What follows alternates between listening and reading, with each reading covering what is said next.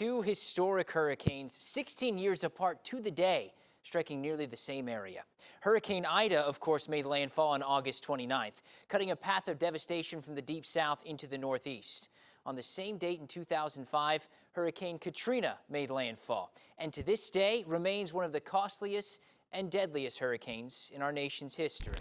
We all remember the images from Katrina and the catastrophic flooding that put much of New Orleans underwater.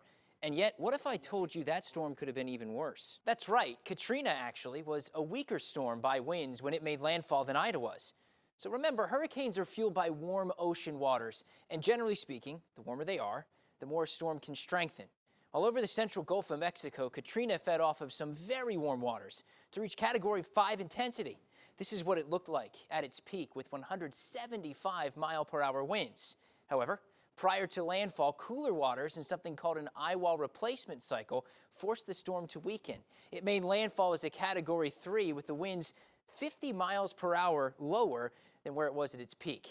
For years, this was a common trend, almost thought of as a certainty by meteorologists. While hurricanes could and would rapidly intensify in the Gulf, they would weaken prior to landfall on the northern Gulf Coast. It happened with Opal in 1995. It happened with Ivan in 2004. And that same year as Katrina, it happened with Hurricane Rita as well.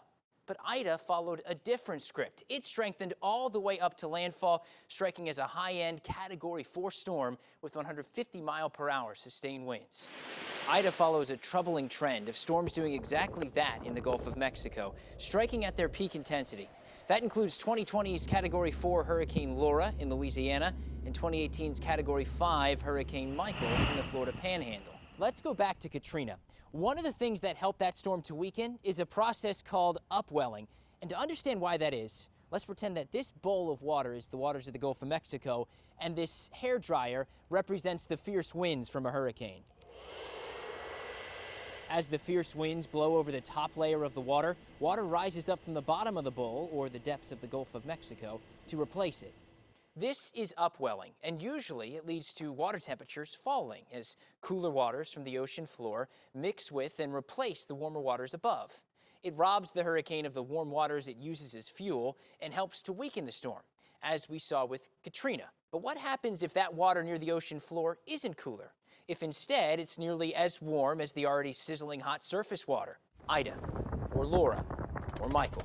Check this out. A recent study found that, thanks to our warming climate, water temperatures near the sea floor in the Gulf of Mexico, in the northern Gulf of Mexico, have risen nearly 3 degrees Celsius since the 1960s.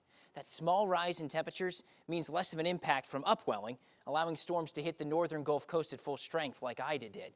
And it's not just the Gulf that's warming, it's the entire tropical Atlantic. This year from our friends at Climate Central shows that trend in water temperatures across the tropics, running about 2 degrees above where they were a century ago. And it's clearly made a difference. Whereas only a few decades ago, it was somewhat rare for hurricanes to reach Category 3 intensity. You see in the 1970s and 80s, about 20% of storms doing that. Now, nearly half are able to do so.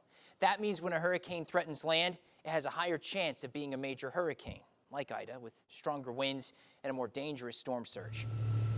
So let Ida serve as a reminder. In our warming climate, it's even that much more important to stay informed. Rest assured, though, that we here at ABC7 will be tracking anything and everything out there in the tropics to keep you ahead of the storm.